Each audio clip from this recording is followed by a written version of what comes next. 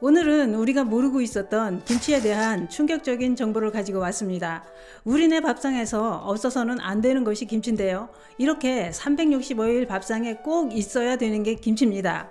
그런데 이 김치에 우리가 모르고 있었던 문제가 하나 있습니다. 우리 몸에 독이 되는 김치가 있다는 것입니다.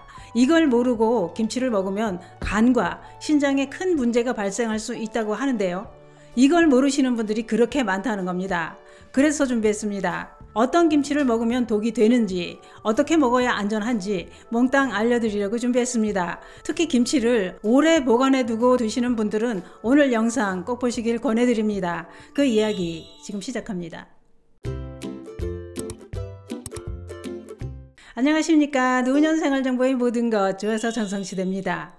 요즘 서구화된 식생활로 인해 밥상에 올라오는 식품들도 많은 변화가 생겼습니다. 그렇더라도 노년층은 서구화된 먹거리보다는 옛날 가난하고 배고팠던 시절에 배를 채우려고 먹었던 그 식품들이 훨씬 더 맛있을 뿐만 아니라 알고 보니 몸에도 좋은 거였습니다. 특히 김치는 밥을 먹을 때 없어서는 안 되는 최고의 반찬인데요. 그래서 1년 365일 집에 김치가 떨어지지 않게 미리미리 준비를 해둬야 합니다. 김치는 금방 해서 먹는 겉절이도 맛있지만 그래도 김치하면 김장김치가 최고지요.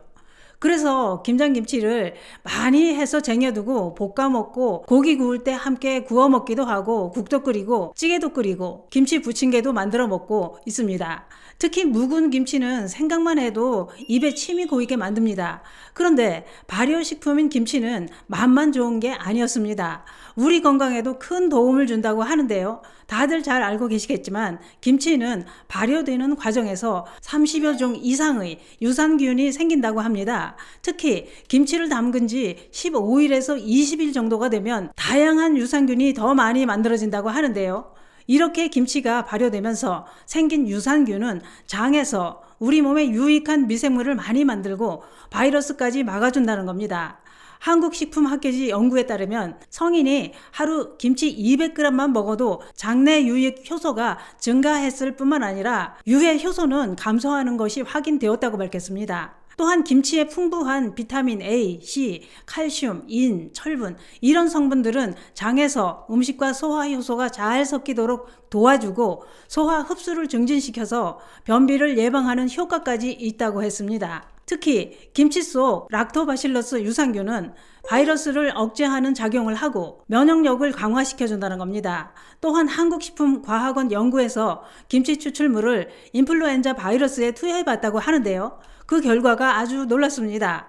김치 추출물을 인플루엔자 바이러스에 투여해봤더니 인플루엔자 바이러스를 억제하는 작용을 한다는 것이 연구를 통해 입증되었다는 겁니다. 그러나 문제는 김치를 70도 이상의 열에 익히거나 끓이면 대부분의 유산균이 다 죽는다는 것입니다. 그렇기 때문에 김치를 먹으면서 바이러스를 억제하고 면역력을 강화하는 효과를 보려면 김치는 열에 끓이지 말고 생으로 먹어야 효과를 볼 수 있다는 겁니다.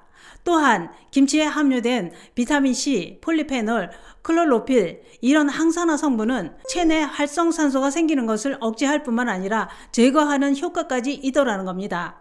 특히 플로로필이라는 성분은 푸른 채소의 색소인데 이 성분이 지방질의 자동 산화를 막고 항암, 항돌연변이 효과까지 발휘한다고 했는데요. 뿐만 아니라 김치를 만들 때 들어가는 여러 가지 양념인 파, 마늘, 생강까지 항암, 항염에 도움이 된다는 겁니다. 또 있습니다. 김치가 체지방과 총 콜레스테롤 수치를 감소시킨다고 했는데요. 농촌진흥청이 밝힌 자료에 따르면 3개월간 숙성된 김치를 매 끼니 때마다 100g씩 하루 300g씩 먹은 그룹이 체지방과 총 콜레스테롤 농도가 그렇지 않은 그룹에 비해 감소했다고 밝혔습니다. 그 이유는 김치 재료인 고추와 마늘에 들어있는 캡사이신과 알리신 이런 생리활성 물질이 나쁜 콜레스테롤은 감소시키고 좋은 콜레스테롤은 증가시키는 작용을 하기 때문이라는 겁니다. 그러나 이렇게 좋은 김치도 소금에 절여서 먹는 염장식품이기 때문에 당뇨, 고혈압, 위염이 있다면 조심해야 합니다. 또 한 가지 조심해야 할 것이 있는데요. 그게 뭐냐? 그것은 바로 김치에 곰팡이가 생겼나 잘 살펴봐야 합니다. 만약 곰팡이가 생겼다면 어찌해야 할까요? 그런데 김치에 곰팡이가 생긴 것은 먹어도 되는 게 아니냐 이렇게 생각하시는 분들도 계실 겁니다. 그런데 김치에 핀 곰팡이도 먹어도 되는 게 있고 절대 먹으면 안 되는 곰팡이가 있습니다. 이건 꼭 알아두셔야 합니다. 그러면 먹어도 되는 곰팡이는 어떤 것이 있을까요?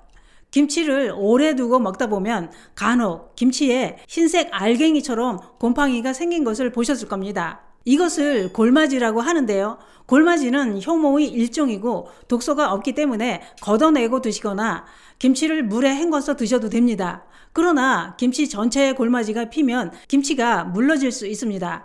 골마지가 생기는 이유는 냉장고의 온도가 높거나 김치가 국물에 충분히 잠기지 않은 채 오래 보관했거나 김치통 뚜껑이 제대로 밀폐되지 않았을 경우에 생깁니다.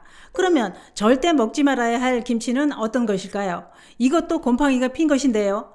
특히 김치에 초록색이나 파란색 또는 검은색 곰팡이가 생겼다면 이건 절대로 드시면 안 됩니다. 왜냐?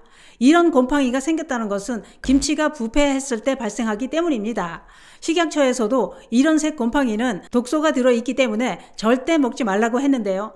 그런데 골마지는 흰색 둥근 모양으로 표면이 매끈한 반면 독이 든 곰팡이는 검은색 푸른색을 띠고 실 모양처럼 생긴다고 하니 이 점도 참고해 주시기 바랍니다.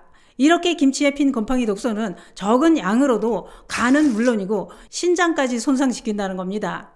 그러면 버리기 아까우니까 곰팡이가 핀 부분만 잘라내거나 깨끗하게 씻어서 팔팔 끓이거나 볶아 먹으면 되는 거 아니냐 이렇게 생각하실 수도 있습니다만 문제는 곰팡이 독소는 열에 강하기 때문에 팔팔 끓여도 완전히 제거되지 않는다는 것입니다.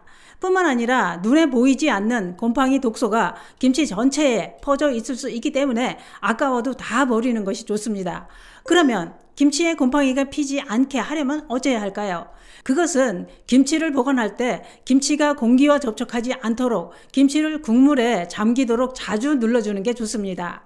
오늘은 김치의 효능과 함께 독이 생긴 김치에 대해 알아봤는데요. 지금 당장 김치통 뚜껑을 열어서 곰팡이가 생긴 건 아닌지 확인해 보시는 건 어떨까요?